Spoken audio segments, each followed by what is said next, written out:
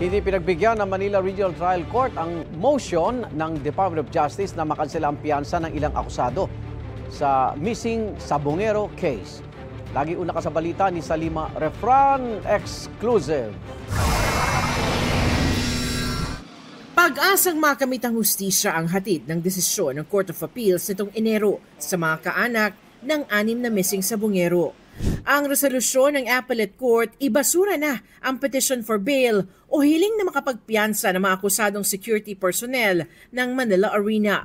Kaya naghain ang Justice Department ng motion for cancellation of bond and issuance of warrant of arrest sa Manila RTC Branch 41. Ibinasura ng nabanggit na korte ang petisyon dahil sa kakulangan ng merito.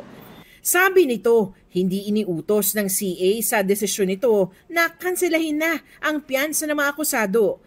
Ayon pa sa korte, hindi rin final and executory ang desisyon ng CA dahil wala pang natatanggap ang lower court na utos mula sa CA. Iba ang basa ng prosekusyon kaya pinag-aaralan ng maghain ng motion for reconsideration. Hoping that we can still convince the judge na magbago yung isip niya. Yung desisyon ng Court of Appeals ay malinaw. No? Sinasabi niya na dapat ang piyansa ay hindi pinagkaloob sa mga akusado. At dahil dito, ang necessary implication niyan is that kanselahin yung bond na ibinigay sa kanila. Kung hindi pagbigyan, posibleng iba na lang ang hingin ng korte.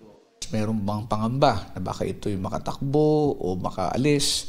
Laging nandiyan yan. No? So again, one of the considerations is filing a motion for the issuance of a whole departure order with the court. Sinusubukan pa namin kunan ng pahayag ang mga kaanak ng mga nawawalang Sabongero. Ito ang unang balita sa Salima Refran para sa GMA Integrated News. Gusto mo bang mauna sa mga balita? Mag-subscribe na sa GMA Integrated News sa YouTube at tumutok sa unang balita.